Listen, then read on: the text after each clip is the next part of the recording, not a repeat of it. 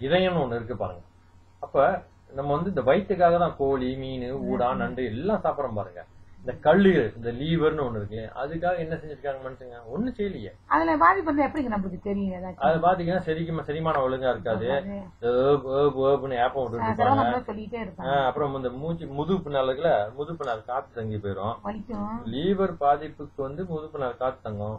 புரட்டி கழுத்து இருக்குல்ல, புரட்டி பக்கம் கழுத்து வலிக்கும். அது மட்டும் இல்லாம தலை வலி ஏற்படும். அப்புறம் இன்னும் என்ன செய்யணும்னு சொன்னாக்கா வந்து இந்த லீவர் பாதிப்புல வந்து சொன்னாலே அந்த மாதிரி கண்ணு பகுதி கீழே வந்து வீக்கம் ஏற்படும். தைராய்டு வரும். மஞ்சள் காமாலை வர்றது இந்த லீவர்னாலதான். லீவர் கல்லீரல் இருக்கு இல்லையா, அந்த கல்லீரல் ரொம்ப முக்கியமானது இந்த உறுப்பு உடம்புல. அப்போ இந்த கல்லீரல்னால என்ன செய்யலாம், எப்படி செய்யலாம் அப்படின்னா, கல்லீரலுக்கு வந்து குணப்படுத்துறதுக்கு ஆயுளாய்ட்னு ஒரு மருந்து இருக்கு. ஆயுளாய்ட் அது வந்து கல்லீரல அது லீவர் வந்து பலப்படுத்தும். அப்புறம் நம்ம அதை ஒண்ணு சொன்னோம் இல்லையா, அந்த கொழுப்பு மருந்து. அந்த கொழுப்பு மருந்து அது வந்து விஓசிடின்னு பேரு, அது ஒமேகா. அந்த ஒமேகா பிளாஸ் சாப்பிட்டோம்னு சொன்னா அது என்ன செய்யும், ரத்தத்துல இருக்கக்கூடிய கொழுப்பு எல்லாத்தையும் கரைக்கும்.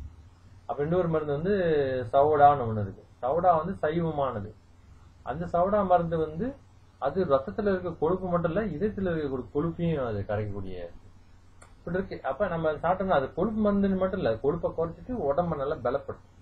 இப்ப இந்த டீ வந்து கொழுப்பு எல்லாம் குறையும். டீ வந்து ரோபஸ்ட் டீ வந்து இப்ப நம்ம சாப்பிடறோம் இல்லையா, இப்ப வந்து ஒரு மீ குறைங்க, கொய்த்தி குறைங்க, இல்ல ஏதாவது பொரிச்சுது சாப்பிடறோம் இல்லையா, அப்ப இந்த டீயை குடிக்கும் போது அந்த கொழுப்பு தன்மை வந்து என்ன அப்பப்போ உள்ளது, அப்பப்போ அந்த குடல் உள்ளதெல்லாம் வெளியாக்கி விடும். ஆனா அந்த டீ ரோபஸ்ட் டீயோட தன்மை வந்து கொழுப்பு கரைக்கிறதுக்கு இல்ல, அது வந்து உதவிதான் செய்யும் பாருங்க. ஆனா அந்த ரோபஸ்ட் டீ வந்து கிட்னிக்கு பலப்படுத்தும். யூரின் நல்லா போகும், வாடை அடிக்காது, இடுப்பொலி வராது. ஏன்னா யூரின் அழுக்கா வந்துச்சுன்னா தானே பிரச்சனையாகுது. நீங்க டயாலிசிஸ் போறாங்க, என்ன காரணம்? ரத்தத்துல அழுக்கு. ஏன் ரத்தம் அழுக்கா இருந்துச்சு? யூரின் அழுக்காச்சு. ஏன் யூரின் அழுக்காச்சு? நேரத்துக்கு நேரம் ஒழுங்கா சாப்பிடல. அப்ப ஒழுங்கா சாப்பிட்டா தானே. அப்ப நேரத்துக்கு நேரம் ஒழுங்கா சாப்பிட்டா எசிட் வருமா? எசிட் வராது. அப்ப எசிட் வந்து நீங்க ஒழுங்கா சாப்பிடாதனால எசிட் போய் இந்த கிட்னிகளை தங்கி கிட்னிக்கு நாளாவது பலதாயிரும் இல்லையா. உங்களுக்கு வந்து